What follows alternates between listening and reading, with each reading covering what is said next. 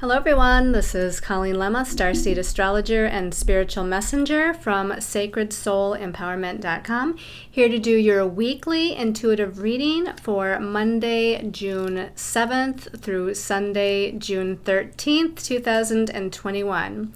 For this week's weekly reading, we'll be using the Psychic Tarot by John Holland for the main message for everyone.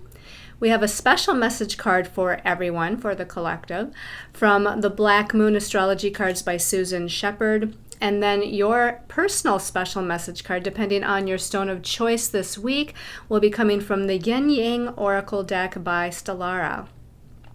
Just giving you some information that we are now into the first full week into the month of June, this new month where we have a new Moon Solar Eclipse that actually happens this week. So it's a pretty big month. There's a lot of planets shifting directions, a lot of planets changing signs. Of course, we have that eclipse. And we also have a Saturn-Uranus square this month, which I will be talking a little bit about in this week's video. So let's go ahead and start by taking a look at what your stones of choice are for this week. So I tried to choose some stones that I haven't used or even seen for a while here. I had to dig deep into my stash of crystals. Some of them are in containers all over the place, but this first one here is called Hallandite. I'm going to try to pronounce it correctly. Hewlandite. It's Hewlandite with stilbite. Now the Hewlandite is the red crystalline structure here at the base, and then the stilbite is this more cream colored stone that's growing out of the Hewlandite. So I think I'm saying that right. So the Hewlandite actually helps us to release karma.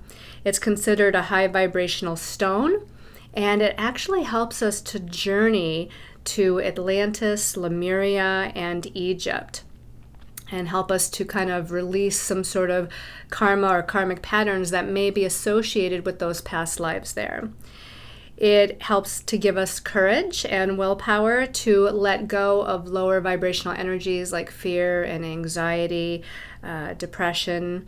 And the stilbite part, because all of that was for the Hewlandite, the stilbite part of this stone helps to ground spiritual energy. And it helps us to focus and manifest our intuitive thoughts into action. Okay, so that was a kind of a cool double stone there. The next stone here is a nice, pretty good size hunk here of Amazonite. I haven't used this stone in a while. But Amazonite is known as, interestingly enough, it's known as the gambler's stone. So it helps us to bring, or helps to bring us, good luck and good fortune. It has a very soothing effect. It's got kind of that wonderful, beautiful turquoise blue color, which incidentally will activate the throat chakra, right? The throat chakra for speaking our truth.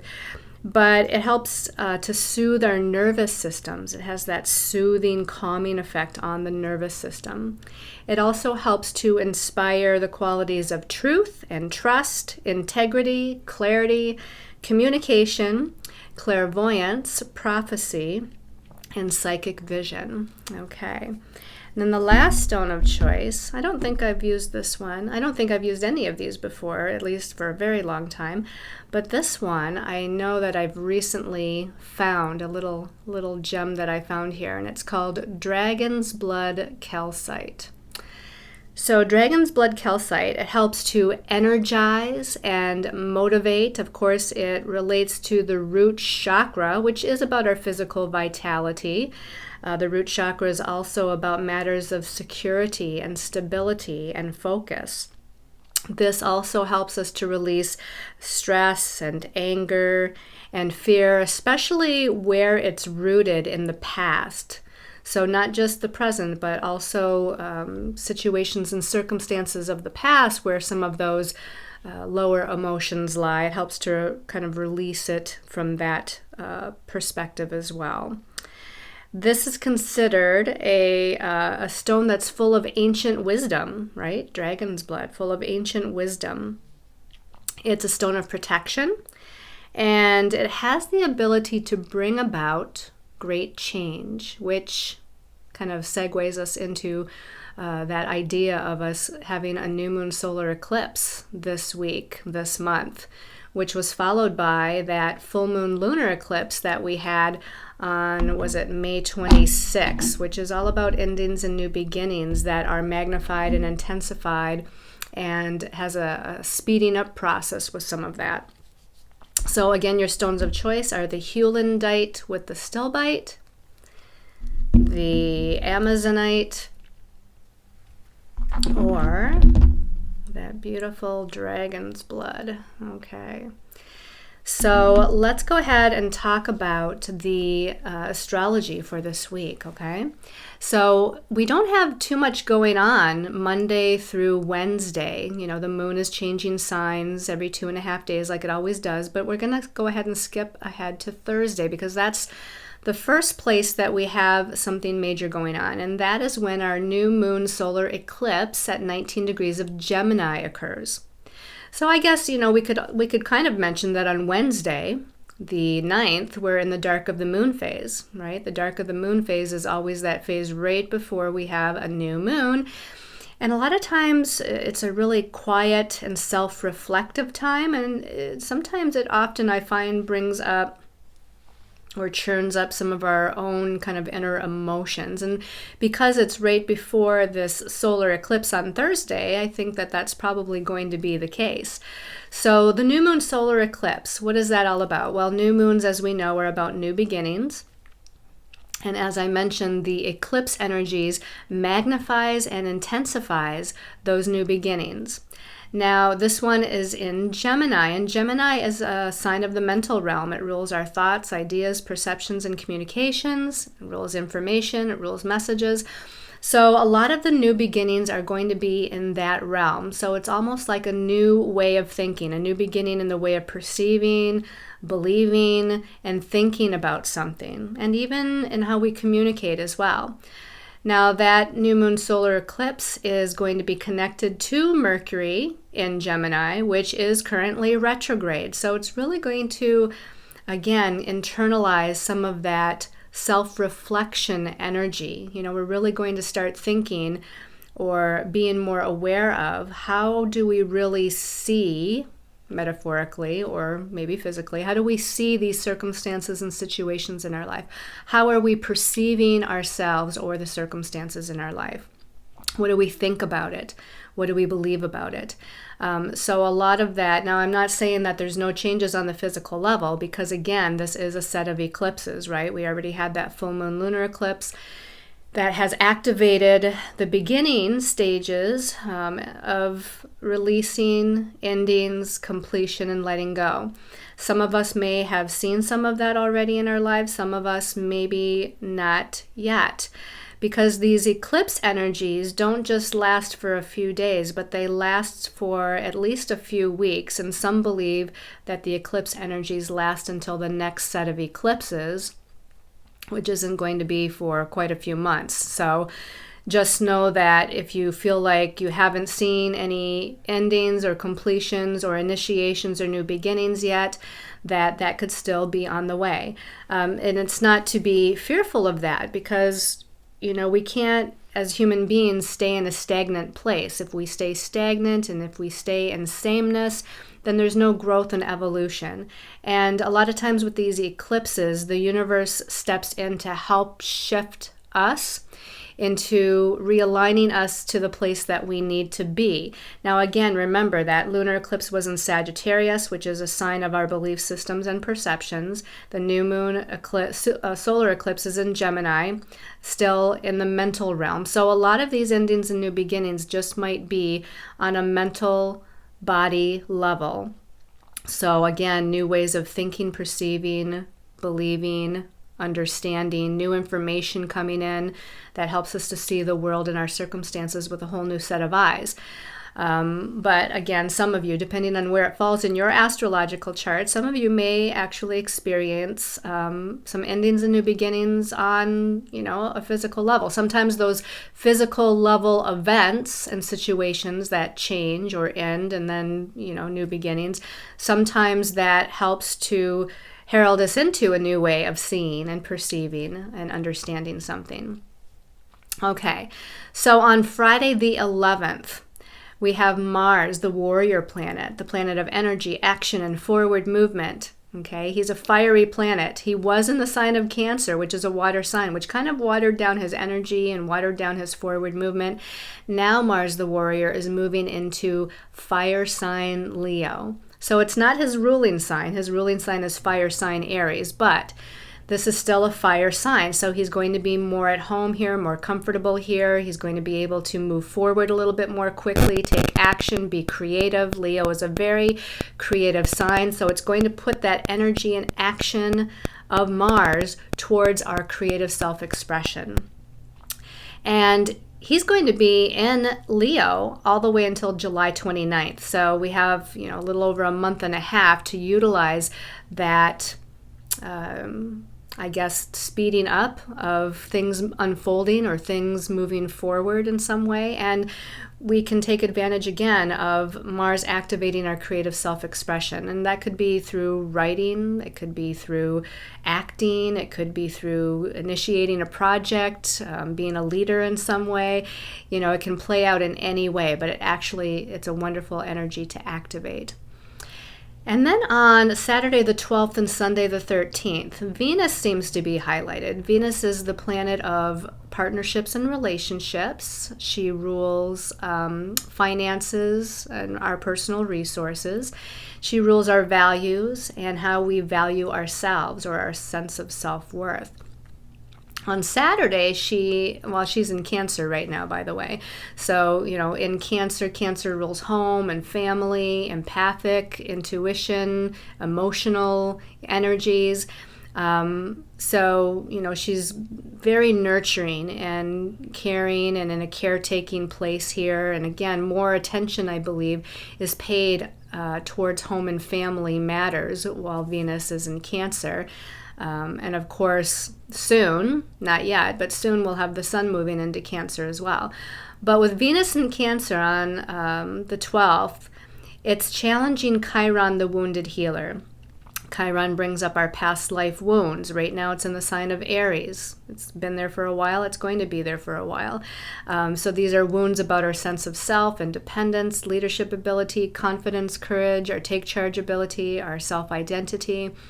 So Venus challenges Chiron on Saturday. It makes a positive sextile connection to Uranus on Sunday, and then goes on Sunday to create a challenging aspect to Saturn and what's called an inconjunct.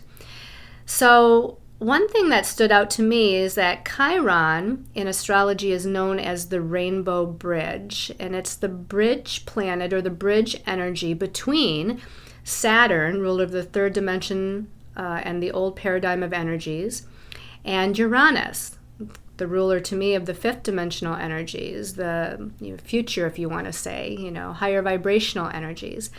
So I found it interesting that Venus is connecting first to Chiron, bringing up these wounds, and then connecting to Uranus and Saturn the next day, which again, Chiron bridges these energies, going from third dimensional energies or fears or insecurities into this higher vision of the future with Uranus. One thing I feel from this is that there's probably going to be some things going on within our home and family area of our life because Venus is in Cancer. So as it's connecting to these three different planets, I think that there's going to be situations and circumstances that we need to pay attention to. Could be about personal resources within the home and family. Could be about old karmic wounds within the home and family. Feelings of insecurity. It could play out in many different ways. But I think we're going to find that some of this energy is tied in with those people that we consider our family, whether it's biological family or spiritual family. Also on Sunday the 13th, we have the sun, which is still in Gemini, and it's challenging Neptune in Pisces. So the sun is our, again, sense of identity, our vitality, our confidence, how we shine our light. Right now we're shining our light through the lens of Gemini, which again is all about communication, information, ideas, thoughts. And it's challenging Neptune. Neptune is the planet of the spiritual realm and rules, things that are magical and spiritual blessings. But we have to remember that this is a challenging aspect between the Sun and Neptune. It's considered a square or a challenge aspect. So we have to look at some of the shadow qualities of Neptune, which is illusion, confusion, delusion, not being grounded, seeing things through rose-colored glasses, not understanding things or things not making sense. And because the Sun is in Gemini, things aren't going to make sense with communications, with how we're seeing things, perceiving things. There might be missed messages or confused messages happening here. Of course, Mercury is retrograde right now, so that's probably definitely going to be the case. Now, one other thing I want to mention this week, and it doesn't happen as far as its exact connection until Monday the 14th, which is part of next week's reading. So we'll revisit it next week. But it's definitely worth mentioning because it's a big aspect. And this is between Saturn and Uranus.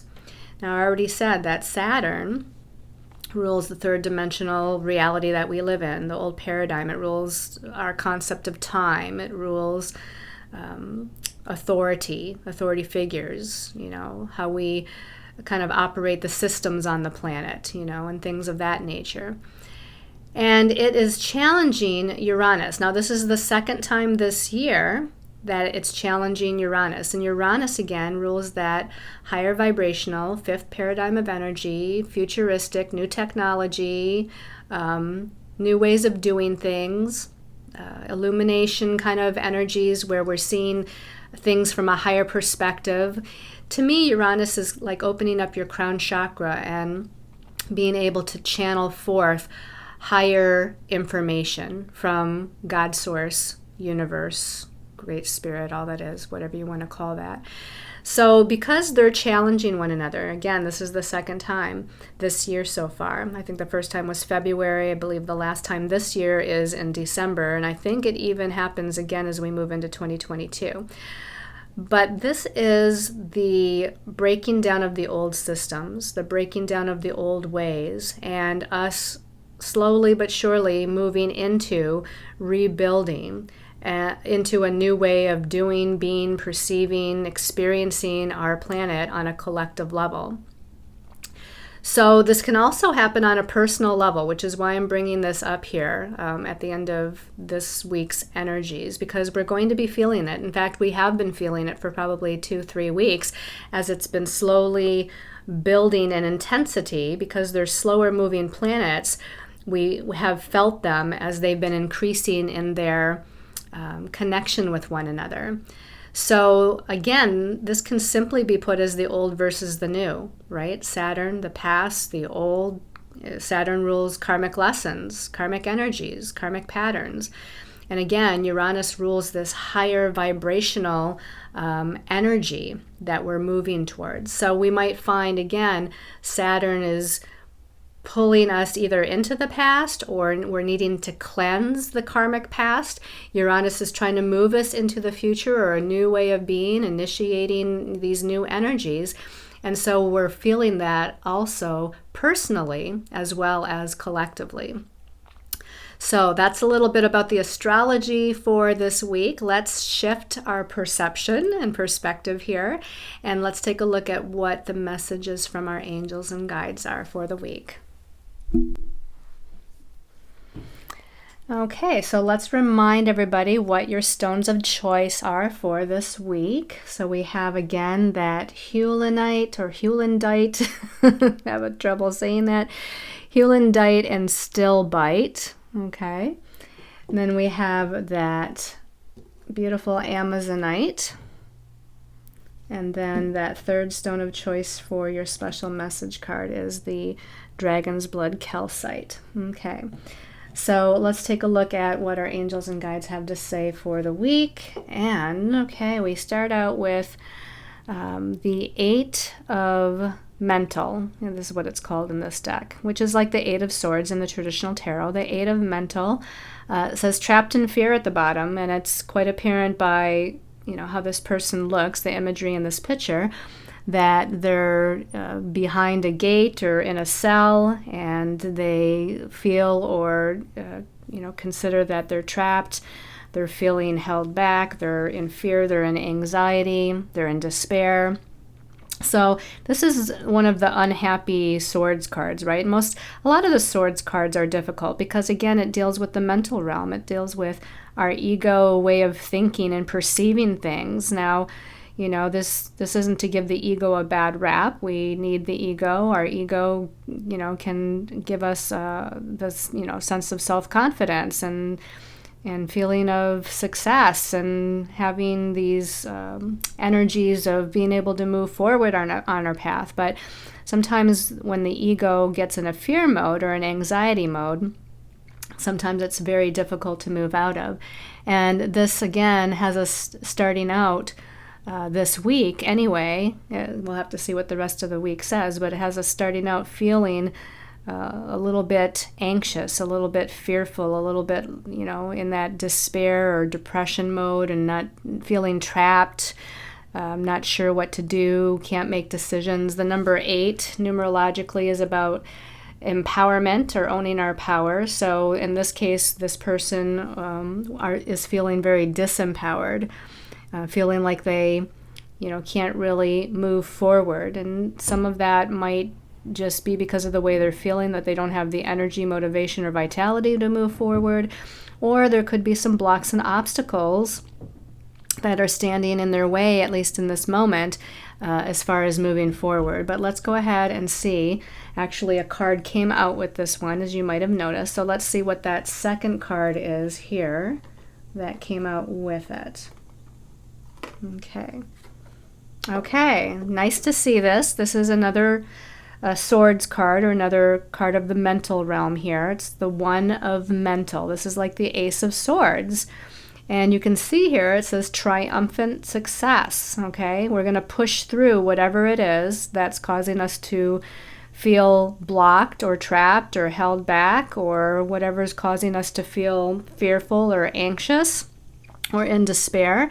You can see that we're going to be victorious here.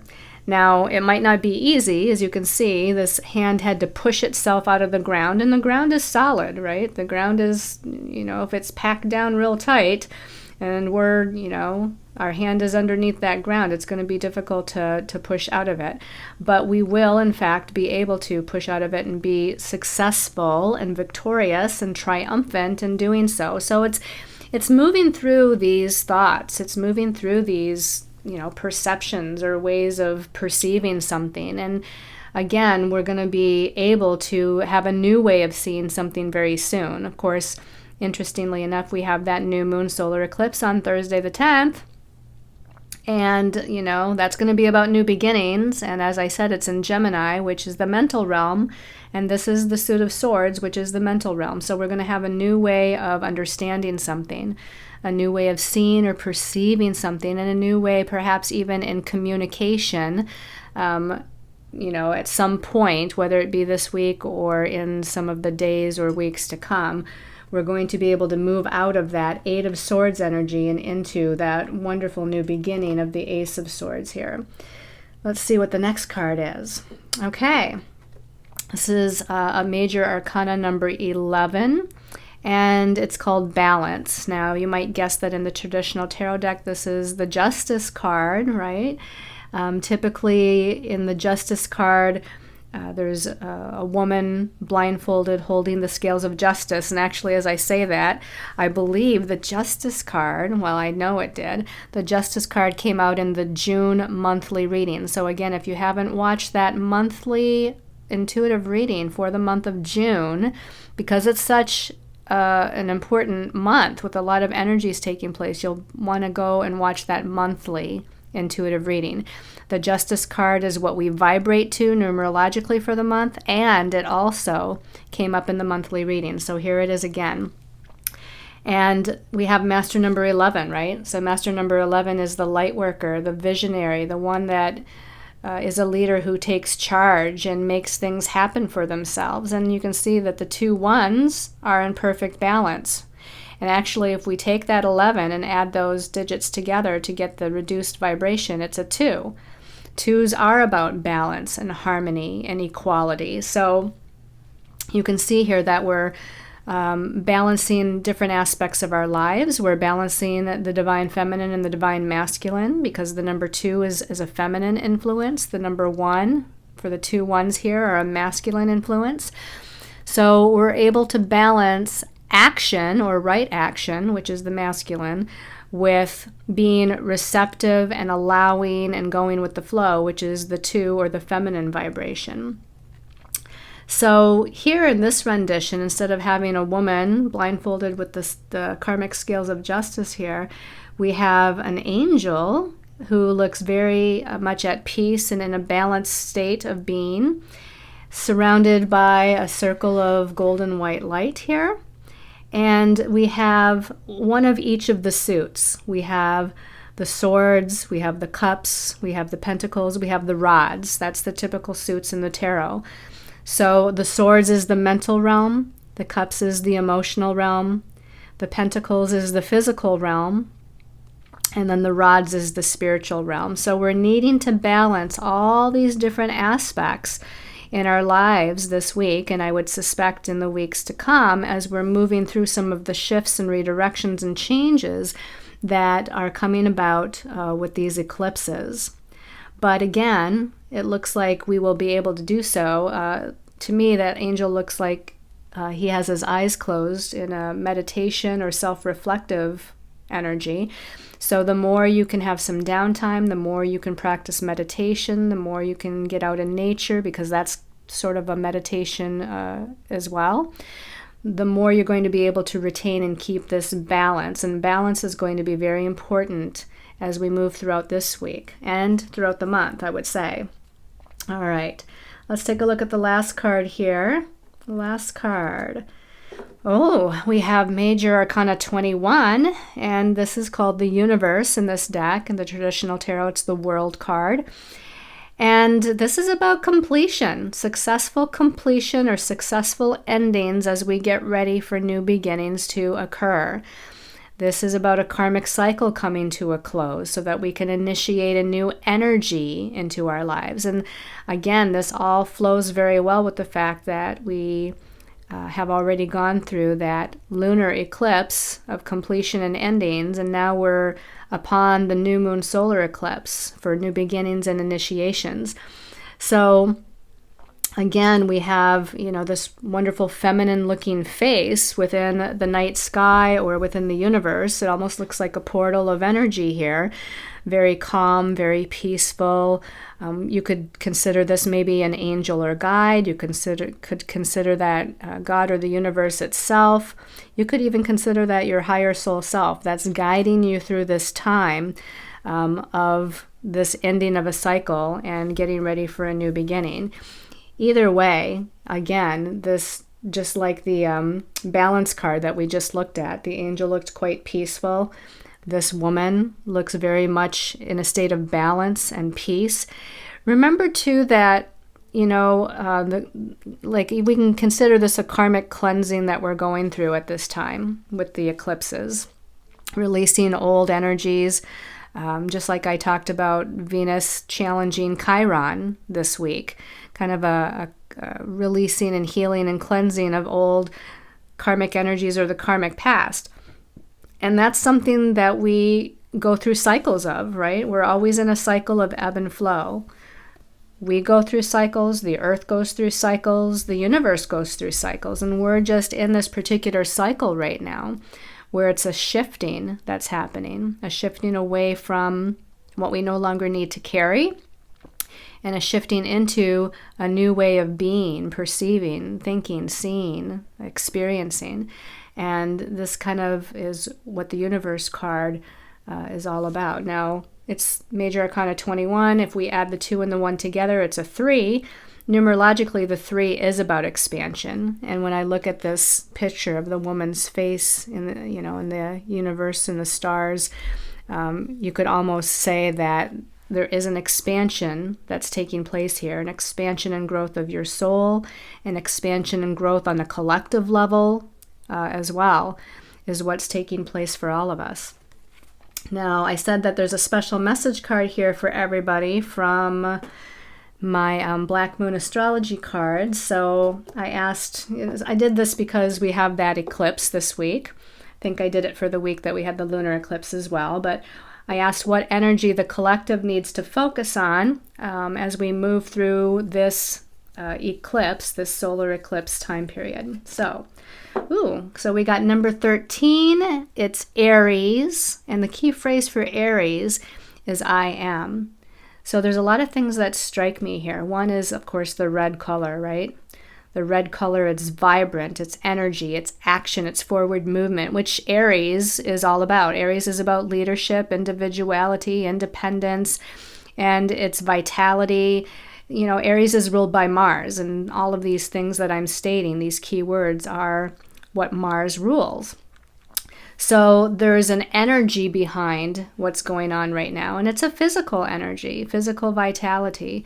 So there might be some things with physical health. There might be things with, again, confidence and courage of Aries, needing to take charge, kind of focus on that phrase of I am. I am a part of the whole. I am an individual. So you're both an individual and independent, but you're also a part of the whole, part of the universe.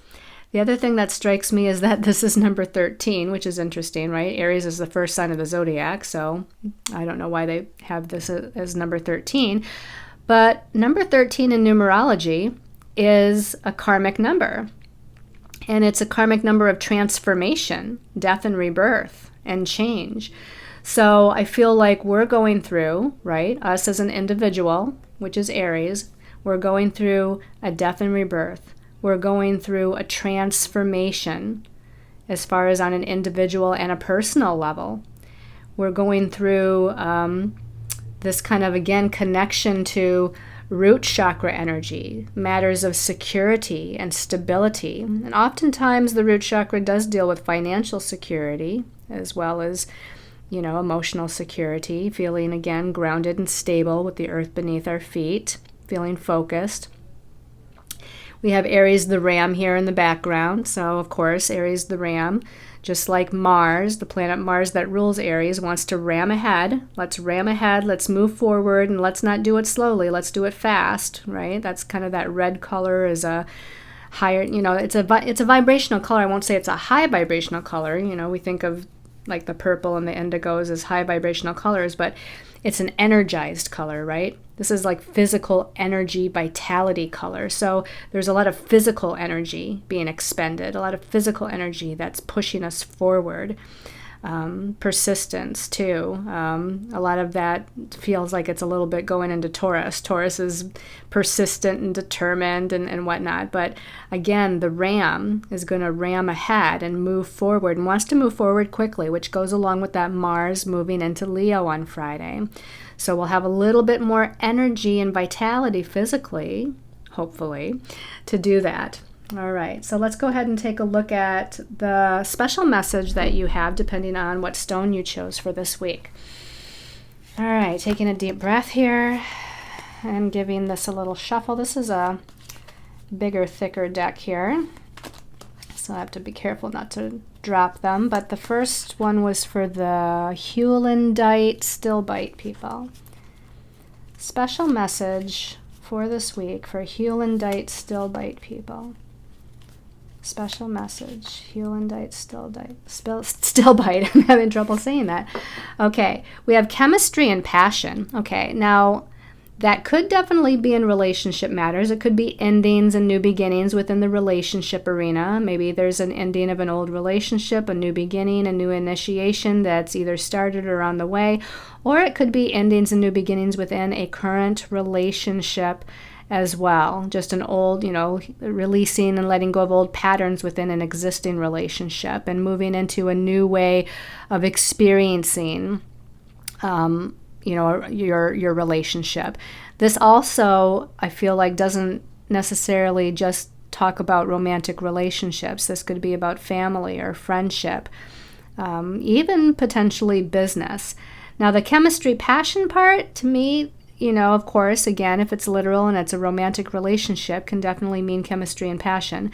But I also feel like this is about especially on an emotional body level, about emotional energy. These two lovers are in the water, and water is emotional energy. So I feel like there is like a synastry happening here, an emotional synastry.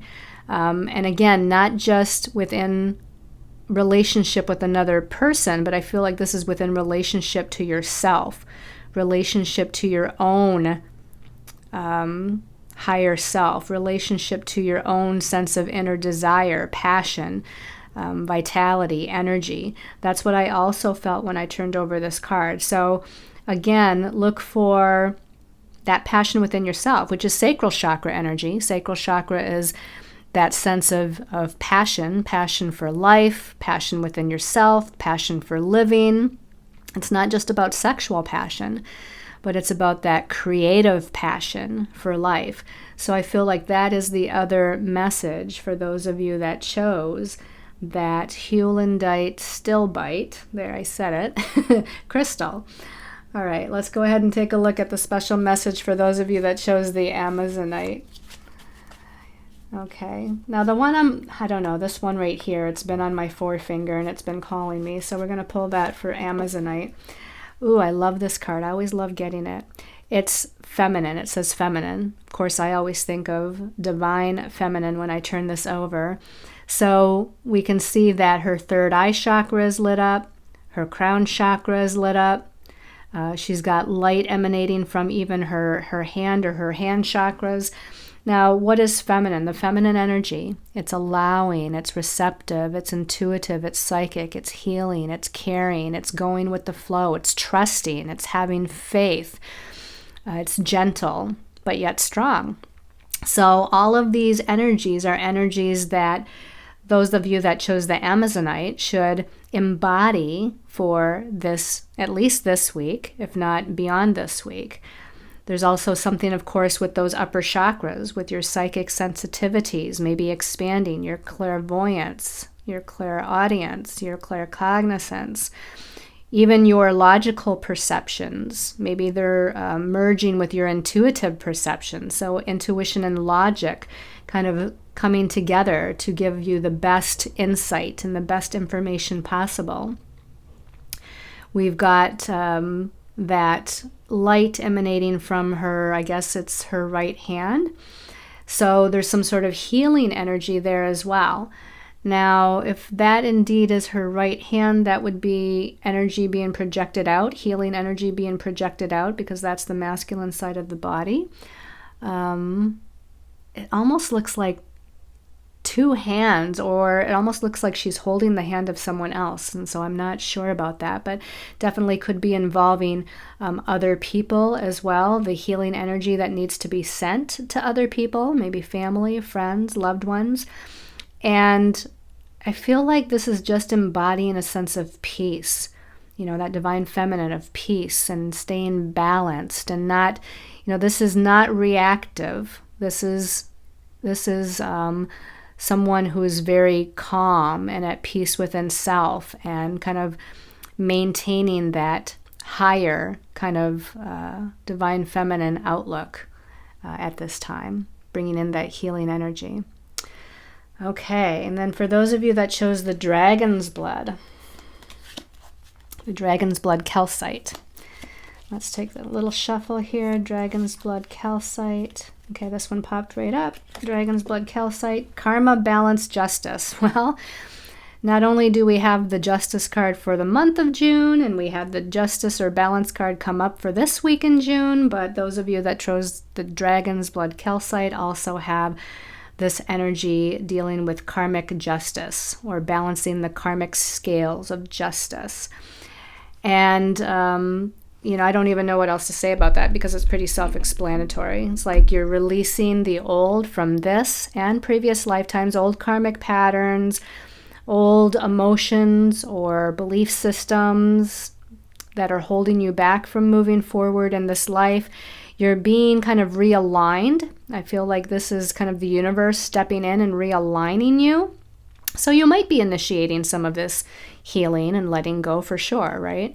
But I also feel like the universe is really kind of on your side here and assisting you in realigning your energy, realigning situations in your life, realigning circumstances in your life. There may be situations and circumstances and maybe even people that you need to let go of in order to realign. And this is saying that, again, those karmic scales of justice are in the process of being rebalanced for you right now in this life. All right, everybody. Thank you so much for listening, watching. Thank you for those of you that comment, for like my videos, share my videos.